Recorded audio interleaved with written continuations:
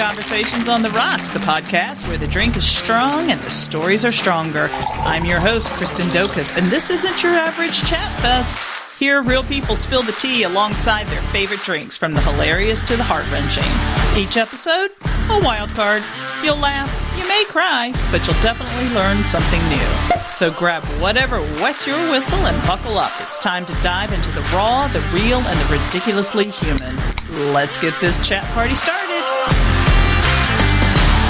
Hey everybody, it's Kristen Dokas. You are tuning in to the Conversations on the Rocks podcast, the podcast that is as random as I can be. But I'm super excited because I have a really famous person with me, and she's not just famous, but she's like a good friend of mine, and it's Miss Blanca Cobb. And without further ado, I'm going to let her introduce herself because she does it with such flair and finesse. Hello, my dear Blanca. Hola, Kristen. It's such a pleasure to be on your podcast Again, that's right. So everybody who is listening, I'm Blanca Cobb, and I'm a body language expert and have a master's degree in psychology. So if you can envision like a modern day Dear Abby with a little hint or twist of Dr. Phil, that's me. I give a lot of advice on television. I work for a CBS affiliate in Greensboro, North Carolina. I've been on huge shows like The Today Show, Dr. Drew, Dr. Oz, Megyn Kelly Today, The Steve Harvey Show. And I've been quoted in magazines around the world for my expertise. So I love to talk about relationships. I think relationships, it's what we need, and it's part of who we are. It's part of what we seek out. And we're always trying to figure out how to make it better. Is this the right person? How can I be happier? And that's my passion. And specifically, we're going to talk about relationships and body language and, you know, how that can incorporate to it. Because you're right, relationships are so important, and we're not meant to be by ourselves, right? And the communication in a relationship is so, so important that if you don't have that, and it's always kind of, I won't say stunned me, because I've been there before doing what I'm getting ready to say, is that people are so afraid to communicate, but they're so afraid they're going to lose their relationship. And the two of them go hand in hand. It's like, if you don't communicate, it's kind of, it's a snowball effect. Why do you think people are so afraid to communicate within their relationships, both verbally and non-verbally? But we'll get to the non-verbal part. But just in your experience, why are humans so afraid to talk about their emotions? Many times you're afraid to talk about your emotions or tell your partner how you feel because you don't want to be judged, you don't want to be criticized, and you don't want to be invalidated. Meaning, if they don't see the situation the same way as you do, then it could be like, what's your point? Why are you even talking about this? I don't see this. Again, it goes down to being criticized and judged and not validated. And people would rather be quiet or start a problem. They don't want a problem. And so they'll think, do I really need to mention this? Maybe I don't. But what happens when you don't talk about it, it builds up. It festers inside of you. Right. And then something small and trivial blows up like a volcano, erupts like a volcano. Absolutely. It's at some point. Powder keg. Yeah. Mm-hmm. So let's talk a little bit. Let's kind of segue into some of the body language pieces of it. In your experience and in your expertise, what are some of the common body language cues that people can often misinterpret in conflicts, and how can they avoid those misunderstandings? Sometimes when a partner looks away, someone might think, you're not interested in what I have to say. You're not invested in this. You're blowing me off. When it could be that looking away, turning away, allows someone to think for a minute. It can allow them to get control of their emotions, particularly if they tend to be more on the sensitive side and they could be a crier. It's a way, if they just break contact for a second, they can recollect themselves before they turn and continue to engage. So that's one area of misinterpretation. Another one is when someone pulls back. They physically take a step back. Sometimes they're not doing it because they want to disengage from you. Sometimes, again, it's like turning their face away, breaking eye contact. They need a second. It's too much. It's too much energy. It could be negative energy that they need a minute just to breathe, if you will, and collect themselves. And sometimes they need that space, not because they don't want to engage with you. It's because they need a few seconds to calm down. So this physical space actually turns into psychological space as well. And then tone of voice is another big one. People will hear a certain tone of voice and they'll be like, why are you getting snippy with me? Mm-hmm. Why are you getting mad? Why are you yelling? That's right. Why are you yelling? Someone can go just one octave and it's like a megaphone to them. Someone just goes one octave and it's like someone is yelling, and it really isn't. Someone can perceive it that way. And what it could be is that someone, when you get excited, and it could be not a happy excitement in terms of arguments or disagreements, it could be an angry excited. Sometimes people don't realize how much their tone goes up, how much it changes. So sometimes if you could just say, hey, love, I don't know if you realize it, but it sounds like you're yelling right now. It's different if you talk to somebody that way instead of pipe it down. Why are you yelling at me? Like, that's not going to get you anywhere. That's just adding fuel to the fire. I've never had that experience before in my entire life. Why are you yelling? I'm not yelling. If you want me to yell, I'll yell. And then I'll show you yelling. And then it's done. Now everybody's on the defense. And it just ain't going anywhere. And, something too, I think people forget that when you're so in tuned with a human being that you're in a relationship with, because you're in a relationship because you're similar, right? We don't want to be dating ourselves, but, there's similarities there. Is everyone has a very unique way that they argue or fight. Like you were talking about, like pulling back. And, in my past, I'm a processor. If it's something really serious and I don't want to talk about it, I'm not talking about it. And it's not because I don't want to talk about it. It's because I need to get my thoughts together. And I've had, in my past where I have a child that is this way too, that when there's something going on, no, we're going to talk about it. We're going to talk about it now.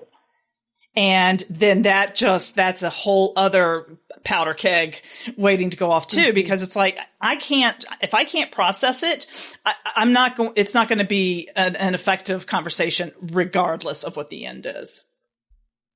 Good point. So you got to remember that everybody's a little bit different. So are there if let's say we're in a heated argument, right?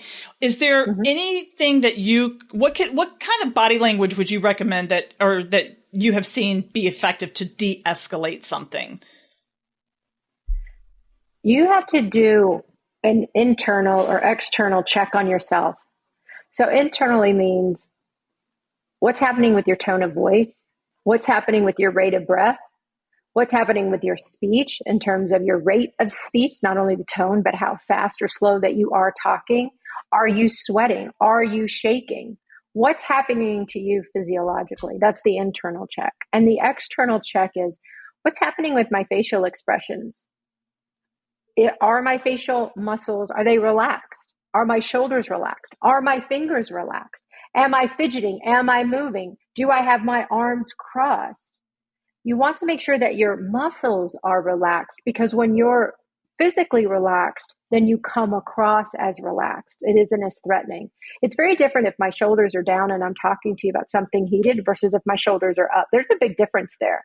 It's like, wait, what's wrong with her? Like, why are her shoulders up?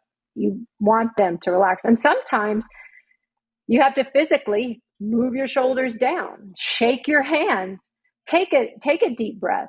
You can say, hey, just give me a couple of seconds. You can actually go to the kitchen, get something to drink, and come back. That's okay. The point is, when you're in control of yourself, then you're going to be more in control of the conversation and the impact that you're having. It's funny that people try and work out these big things in the middle of a heated thing because no one's thinking clearly, right? And it's just like, it's my point of view. I'm right. You're wrong.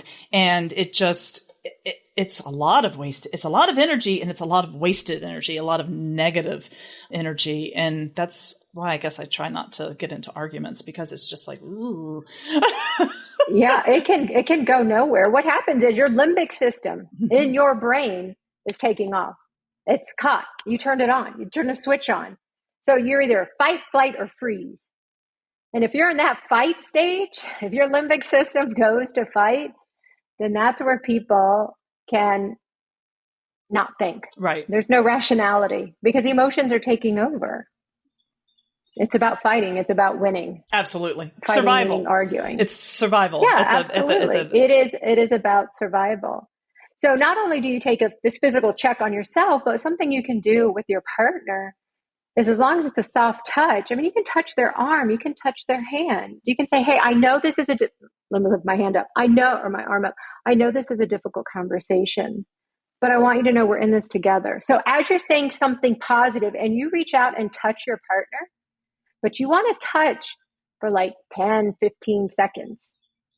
And the reason is because you want the bonding hormone, oxytocin, to be released. So quick touch. And no hitting. Not as effective. No hitting. Right. That's right. No oh, absolutely. No, I mean like swatting. Right. Not hitting. No. Definitely no hitting, but no swatting either. Yeah, no, it needs to be a gentle, loving touch, or keep your hands to yourself, period. Right. Period. I mean, there's no excuse for anything else. Absolutely not. And I wasn't making light of that, so don't come at me. Not you, them. It's a totally different world now, and has been definitely for the past 6 years as far as our communication devices. And a lot of times, people are doing a lot of their communication on their phones, right? Through texting, through messaging, etc. Which that in itself, and I know it's not body language, but that in of itself can create some kind of interest, because you lose a lot of context in your content when you're, so do you have any advice as far as, couples or, and to me, it's relationships in general, whether it's a romantic relationship or whether it's a familial relationship, what's your advice for folks that do a lot of communicating and maybe just something happens in a text and, obviously you don't want to have big conversations over text, but do you have any advice? Because it is such a, it's a considerable amount of our communication is that way. Yes. When it's something serious, super important, don't text it. Don't email it. Have a conversation. Look, think about your intimate time generally aren't held by text or email. So why would you have such an important conversation over email or text? You need to have it face to face, because not only are you actually listening, right? But you're hearing their breath. You're in their energy. You're looking into their eyes. You can reach out and you can touch your partner. They can touch you. You can caress each other on the cheek. I mean, that means so much more. And a lot of times through touch or having someone physically present can help de-escalate issues. Why? Because nothing is left to interpretation. They're in the real and now, in the moment. And that makes the world of difference. So if someone finds a topic that they're afraid to have in person, and by afraid, let me just say it the way it's in my head. Is it better to at least have a conversation through electronic means than not have it at all? Because what if somebody is really just some people are very anxious and they know they need to have this conversation, but for some reason they just are so afraid to do it in person. Does that make sense? With virtual, it does make sense. But with virtual, like how you and I are doing it right now, to me, that would be the next best thing. So fire up a Zoom. Fire up a Zoom, fire up a FaceTime. And if that doesn't work, then put it in text. But here's a problem with text messages versus talking. A lot of times in text, you make assumptions that the person understands what you're talking about, what you mean. A lot of people don't even use punctuation anymore. And there are a lot of examples out there on the internet when people don't use punctuation. It changes the meaning of what you're trying to say. It does. And I need to understand why Gen Z is so down on punctuation. Yeah, I know. And it changes. So there can be a lot more confusion, which means a lot more headache and suffering for what? If you have the conversation. And it's easier to relax somebody when you're face to face also, because you can touch. You can say, ooh, I'm hearing that you're getting a little angry right now. I want you to know X, Y, or Z. That's not my intent. What can I do to make this better? It's so much easier to get control of the conversation in a positive way when you're face to face. And when you're talking about something that's super serious, I think it's better. Now, Some listener out there might go, wait a second, I'm in California and they're in New York. Okay, I got it. And then I got you. Okay, you can't be face-to-face, but you do have virtual. You do have a virtual connection. And if it's important, schedule the time. Absolutely. Schedule the time. So let's talk a little bit about, we live in a melting pot country. What about couples that are, or relationships that are multicultural? Because it's very well known that the way we say certain things in America may not be the same, have the same, land the same way with someone in another country. So has that ever been, are there differences there that we should be aware of? There are differences, particularly when it comes to affection. Some cultures are more touchy-feely. They're going to hug more. They're going to touch more. They're going to kiss on the cheeks more. And that tends to be like Spanish-speaking countries and Italy. Then you have some other countries where it's not as accepted. I'm not saying people don't do that behind closed doors. I'm just saying it's shown differently or not as frequently. So if you have someone who comes from a culture where hugging and kissing and touching on the arm or the cheek or the caress on the shoulder or the back is super common, but their partner isn't like that, the partner who comes, who has the warm, touchy-feely culture, then they can perceive that as, gosh, maybe I'm not as loved as I thought. Maybe this isn't as strong as a relationship as I had hoped. Where the other partner might see the partner who wants all the touching and hugging and feeling like, gosh, so demanding. Needy. You're just so needy. Clingy. Yeah, exactly. Yeah. So needy and clingy. And oh my gosh, I thought I was dating an adult, not a kid. That's where the differences can come in. But look, there's a solution to every problem. The way I see this, there's more than one solution to a given situation. And this is where you talk and say, hey, love, one thing that I love about our relationship, I love when we're affectionate. I love when you reach out and I can kiss you or hug you or hold your hand. I get the impression, I get the sense that maybe that doesn't work for you so much. Am I right? And they can say yes or no. And that starts a conversation. Notice there's no accusation. There's no judgment. It was safe. There's no criticism. There's no finger pointing. It is completely emotionally safe. And that's the one thing that I have found in my work. People want so much is to feel emotionally safe where they can talk and not be judged or not be criticized or not be put down, but accepted for their feelings. The whole safe thing is you're right. And what you just said, what you were talking about creating that safe zone, I have heard, and I would like, if you don't mind, explaining this, I've always referred to it as the Oreo cookie approach. When you have a difficult conversation or there's something about your partner or someone that you're dealing with that you would like to, talk about, I've always heard it called the Oreo cookie.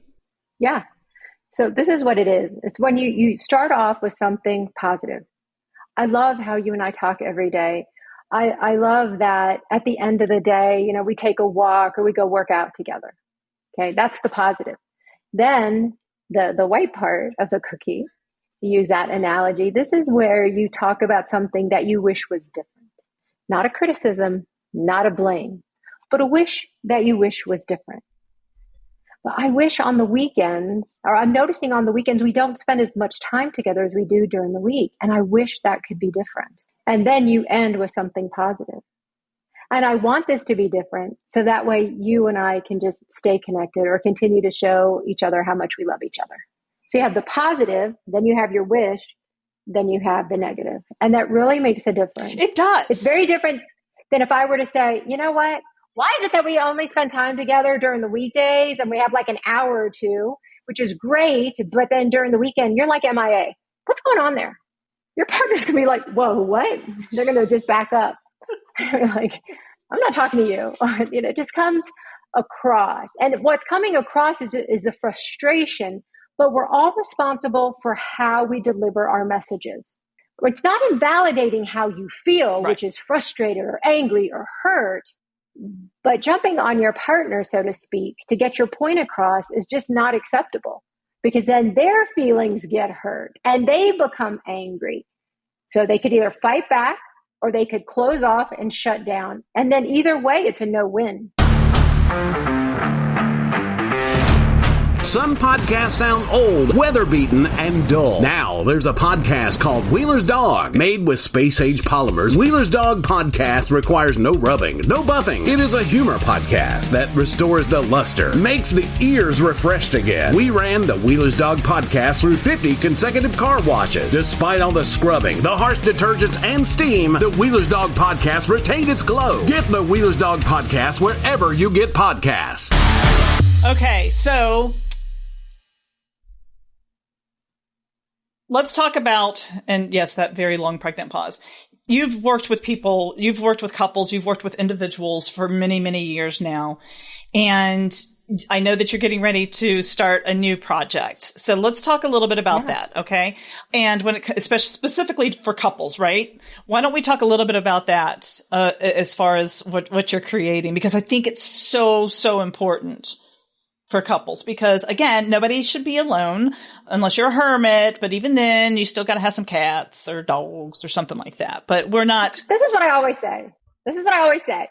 We're not made to be by ourselves, because if we were, we'd be able to procreate by ourselves. True. And I'm not talking about technology intervention, because even with technology intervention, you still need a sperm and an egg, which comes from two separate people. Right. That's a great way to put it. We're just not made to be by ourselves. And so I tend to work more with women than men. Women tend to want self-help. They're more aggressive in a positive way of resolving relationship issues. And a lot of times women, once they learn how to do this, it's a simpler transition to their partner. And what I do is that there are two different ways that I really work with people right now. And then one is in the heat of the moment. Like, there are three different ways that people tend to get caught up in an argument. And I'm talking about an argument, either before, during, and after an argument. And then there's some people who just don't want to argue at all, but they know that having hard discussions can be difficult, and it's a necessity at times. So then what I'll do is I'll help them strengthen their communication skills, strengthen how they're feeling, strengthen their body language, where it comes across more loving, and it actually decreases the likelihood of even having an argument. So more it's a preventative approach. And that has been really successful for a lot of people. Now, are you going to start working with couples in, helping them understand the body language and how it can help them navigate conflicts more effectively? And by doing that, then you're going to have a better connection, right? Yes, of course. So right now I am working on an online course that helps with the preventative approach. That's what I'm going to tackle first, or I am tackling first. And then I'll have one like where people get stuck in those three areas, either before, during, or after an argument, to help them like turn conflict into closeness. So the first one that I'm talking about, this preventative approach, is really love more, argue less. And I do have a belief, and I've seen it with other people and with myself, that when you love more, you're really like riding a cloud of hormones, of really feel good hormones. You feel more connected to your partner. You're happier. You tend to be happier than you are angry. You tend to be happier and relaxed than you are stressed. And so when there's a little bump or a little hiccup in the road, it's easier to maneuver around because you're loving more. You're leading with love. And exactly, you're leading with love, and it makes the world of difference. So there are two courses there. And then I also offer concierge coaching. Ooh. So think about this. Think about how many times people will, or women particularly, will call a friend and like, guess what? I got to talk to Charlie. And I got to talk to Charlie about X, Y, and Z. Remember the last time I talked to Charlie and blah, blah, blah, blah, blah happened? And then it's like your friend becomes your therapist. Okay. Which sometimes they can give you the best advice, and other times they give you the worst advice. But the concierge coaching that I offer is like, I'm that friend. You call me and say, okay, Charlie's going to be home, and tonight's the night I'm going to talk to him, and these are my concerns. I talk you through it. What's the blueprint to have this conversation? Then when you're finished with that conversation with Charlie, guess what? Then you can talk to me again, and I can help you process it, what happened, where to go next time, how to pick up and move on. So it's very different than therapy, where generally speaking, you have to book an appointment several weeks or months in advance before you can get in. And by then, the situation is over. It's done. So I'm like on demand, if you will, not through the concierge. I was going to say, you know what you are? You're like We should call your company Rent a Bestie. Hey, I love that, Rent a Bestie. Or it's like, what was the Who Wants to Be a Millionaire? It's the Phone a Friend. Phone a Bestie. That's right. Lifeline. I think that's a great idea, though, because you're right. Because if you're talking to someone that knows you and Charlie, right? They might not be Charlie's favorite person, or Charlie may not be their favorite person, and they always have your best interest at heart, right? They're not as objective. They're not going to sit there and say, okay. And, for me, what I've started to do is like, what is the end result that I want? And then, reverse engineer that, right? If this is what I want in the end, what do I need to do to get that? If it's like, I want you to take out the trash more often, kind of thing. So, but I love the concierge piece of it. Now, will you be working with couples, or is it largely one-on-one? It's largely one-on-one. Have you ever worked with couples together to get to some of this? I have. But like I said earlier, women tend to seek out the help more frequently. Absolutely. And it's easier that they'll make the time. Like, the relationship is of utmost importance, and by golly, they are going to figure out what is going on. Where men, and I'm not putting every single person in a specific category, I would never do that. But some men tend to say, whatever, it's going to be fine. We're going to be okay. The problem with that is, and it could be true, what happens is that the woman feels she's being minimized. Mm-hmm. Her opinion, her point of view, her concern, the importance that she's placing on their relationship is being minimized. And that may not be his intent at all. It may not be. It's just how it lands. So I tend to do more one-on-one. And then, however, what I teach one-on-one, it makes it easier for them to use it in action when they're having conversations with their partners. And you can see changes almost immediately, because it's a different way of looking at the situation, analyzing it, and then reacting and responding to it.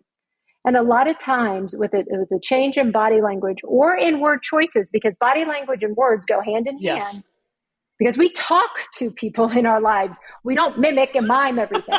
We just don't. So conversation and body language. And then you have people like us that do both at the same time. That's right. And then that's right. Then you have us with our hands. Yeah. We've gone through some similar experiences, and we've learned a lot, together. And there was, I remember one particular person out there but made a great comment, and that I thought, he's like, if you're giving the job of the relationship to the man, you're giving it to the wrong person. And it is so very true, because, women by nature, that we're the nurturers, right? That's right. But, I'm divorced. You're divorced, and there's so many, 50% are divorced. And it's so true. And here's another reason why I think women will try and try and try and try and try, right? And men tend to take a back seat and let the woman drive it, right?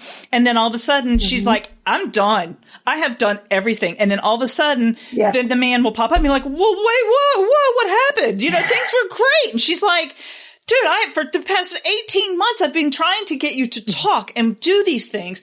And so I think what you're doing is such a valuable thing, because giving people the resources and the tips and the tools. I had to learn this on my own. Well, and you helped too. I mean, just kind of getting better at nobody's a mind reader. No one is a mind reader. We're not. And it just, yes, these conversations can be awkward to have. Yes, they can be hard to have. Yes, you might have just like a bowling ball in your stomach. But they're so important. If the relationship is important, it's worth the time to, work with someone like you to find the right words and find the right way to say it. So I am super excited that you're doing this. And I love the concierge piece of it, because, I think sometimes people get a little thrown off with the word coach, because they're like, all right, now I got to sign up for a 12-month program type thing, right? But the fact that I know that I can dial a bestie, because you're right. If I have to wait for my therapist, I'm going to forget what it was I was so upset about. Because that's the other thing about these heated arguments is they usually pop up. They're like flash fires. They pop up. That's right. You deal with it and then it's gone. And it's like, a lot of times you don't even remember it 2 weeks from now. That is so true. If people would pay attention to their partner as much as they pay attention to their babies when their babies can't talk and all they do is cry, to figure out what's going wrong, what can I do to make the baby feel better? And they do, moms do this and dads do this too. Self-reflection. Okay, what is it? What can I be doing better for my baby? What am I missing for my baby right now? If people, adults, would give that level of attention to detail with their own partners, relationships would be completely different. Completely different. But here's the key though. One could argue, okay, Blanca, babies are dependent on their parents. Yep, check, got it. But you know what? If you have a partner who loves you and you love each other, it's worth it. Oh, absolutely. It's absolutely worth it. Because think about it. When you see somebody smile at you, what do? Your reflex is to smile back, not snarl. Unless you have history with that person, that's a totally different story. I'm not talking about that. But I'm talking about the everyday person that you see on the street. Someone smiles, you smile back. It's the same thing, that niceness, that caring, that warmth. When your partner feels it, they can't help but reciprocate it. It's when you get saucy, they get saucy back. Then you add a little more spice. Well, guess what? They're tripling down on the spice. But just think about if it were positive. So paying attention to your partner and trying to figure out how to make it better, just like you would the attention you give to your baby, as long as it's a healthy relationship, is absolutely worth it. So we've got a few more minutes. And one thing I would like for you to explain to everyone, because you taught me, and I think it's so important, especially in any kind of relationship. Talk about the baseline. Yeah. Baseline is huge. Baseline is how you typically are with other people, how you typically present yourself. For example, if you talk with a slow rate of speech, or do you talk with your hands? Do you look up when you're thinking about something? When you get excited, do you show that excitement in your body language? Do you move? Do you shuffle? What is it that's happening? So it's really understanding how a person presents themselves in an unstressful situation, a situation, no stress situation where they're not in a position where they feel like they have to lie, but just how they are on the daily. That's so important because you know what their baseline is. And then when you see a change in their baseline, that's your aha moment. You're like, ooh, Kristen just changed. She normally smiles, but right now she's not. She's kind of looking down and the corner of her lips are coming down also. Then that's a time not to make an accusation, Kristen. No, it's not like that. It's like, hey, I'm getting the sense that there might be something on your mind. Would I be correct? That gives you the opportunity to say, yep, you're right, or no, you're not right. And that's really important. You got to give people an out. You can't corner somebody. That doesn't come across like really caring. But when you ask a question and say, hey, this is what I'm noticing. You seem a little down. Am I right? Or, oh my gosh, you seem really excited today. Like what's getting you so excited? Then they feel like, one, you're paying attention to them and they're important to you. And then two, they matter to you because you're asking non-threatening questions. You're asking questions of curiosity, questions that you can understand them better. And going back to what you were talking about, especially with and we're all guilty of it. Those of us that have children, right? When you're in mom mode, everything else. And that was a very important lesson that I learned. And when somebody asks me who's getting married, what's the piece of advice that you have to somebody getting married? I'm like, the babies are going to be fine. Don't forget to date your partner. And we all, and I think that's sometimes what can a lot of times happen in those first marriages. And I'm not being negative. I love love. I love marriage. And, it just, those are the kind of things. And if you aren't paying attention to those baselines before you know it, things are going to start swirling out of control. And, if you're aware of those, then that's, as Blanca was saying, that gives you the opportunity to check in and say, and then you check in with your own gut and go, something's not right here. Let's stop and focus. So, okay. Yes. I will have everything in the show notes for how people can find you, but tell me one of your favorite success stories, one of your favorite stories.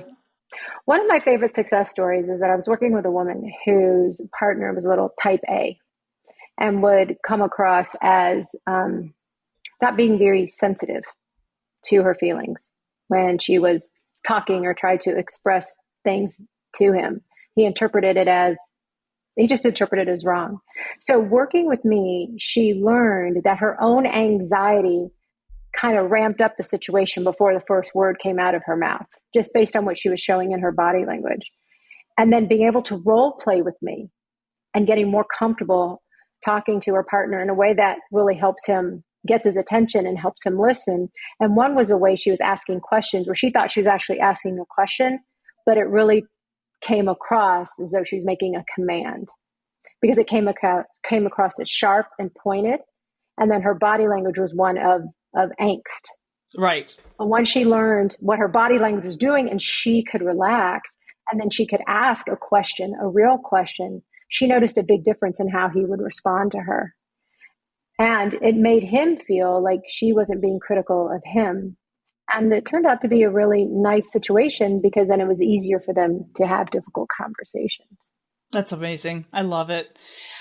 Thank you, my friend. It has been an entertaining, we went a full 37, 35, 36 minutes, but it's okay. It's good stuff. Lots and lots of good stuff. Is the course ready yet? Or is it, or you're going to be launching soon? Like, I'm going to be launching. I'm hoping to be launching at the end of August, but anybody who wants to learn about it now should just reach me at blanca@blancacobb.com. Let me know that you're interested. That's fantastic. And what's really going to be fun about this launch, it's a pilot launch, which means those who join aboard now can actually help refine the course. So you really have a say. It's almost like you're going to be creating it with me. Nice. So that makes it super cool. Well, it makes it different. And that's good for you too, because you get the feedback and you get to, it's like testing, it's like test driving a car. You never know if you're going to like it, and you like push all the buttons and things of that nature. That's right. Then you go, oh no, I want the better one. So I hope you have a fantastic night. And again, thank you for joining me. I am sure everyone is going to learn lots from this. And for those of you who are out there listening, thank you so much for tuning in. And until next time, may your drinks be as strong as the coffee you drink in the morning. Peace out, everybody. As the saying goes, you don't have to go home, but you can't stay here. And that's a wrap for this week's episode. A big thanks to my guests for sharing their story and to you for listening. Don't forget to share the show with your friends and spread the words. And if you'd like to be a guest on the show, the link is in the show notes. Till next time, cheers.